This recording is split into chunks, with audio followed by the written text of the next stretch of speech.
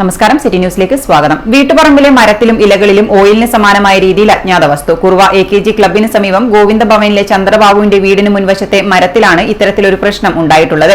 വിമാനത്തിൽ നിന്നുള്ള ഇന്ധന ചോർച്ചയോ മറ്റോ ആണോ എന്നാണ് വീട്ടുകാരുടെ സംശയം. കുറുവ AKG ക്ലബിന് സമീപത്തെ LIC ഏജന്റ് ചന്ദ്രബാബുവിനാണ് ഇത്തരത്തിലൊരു ദുരനുഭവം ഉണ്ടായിരിക്കുന്നത്.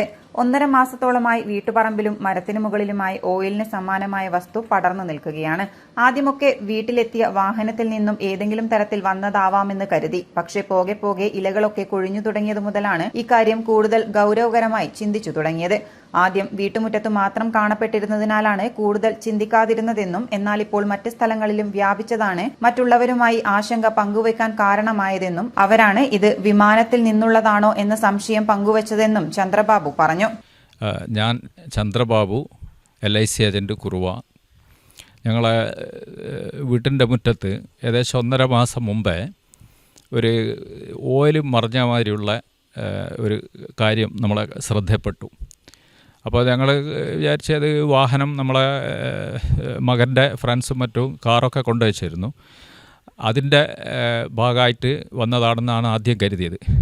പക്ഷേ പിന്നീട് ഇത് കൂടുതൽ സ്പ്രെഡാവാൻ തുടങ്ങി. അപ്പോൾ ആൾക്കാരൊക്കെ നടക്കുമ്പോൾ ചെരുപ്പൊക്കെ അവിടെ പറ്റിപ്പിടിക്കുന്ന ഒരവസ്ഥ.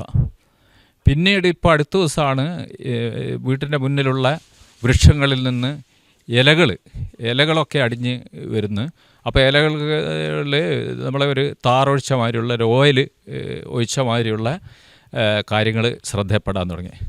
അപ്പോഴാണ് നമ്മൾ ചിന്തിച്ച് ഇത് കാറിന്നോ അല്ല മറ്റ് നമ്മളെ നിർത്തിയിട്ട വാഹനത്തിൽ നിന്നുണ്ടായതല്ല, മറ്റ് ഏതെങ്കിലും തരത്തിൽ. കാരണം ഇതിൻ്റെ നമ്മുടെ വീട്ടിൻ്റെ മേലൂടെയാണ് മട്ടന്നൂർ എയർപോർട്ടിലേക്കുള്ള വിമാനത്തിൻ്റെ യാത്ര, ഇങ്ങോട്ടേക്ക് ഗൾഫിൽ നിന്നും മറ്റും വരുന്ന വിമാനങ്ങൾ യാത്ര പദം. അപ്പോൾ അതിൽ നിന്ന് വല്ല ഓയിൽ ലീക്കായതാണോ എന്നുള്ളതാണ് നമ്മളെ വീട്ടുകാരുടെ ഒരു ശങ്ക.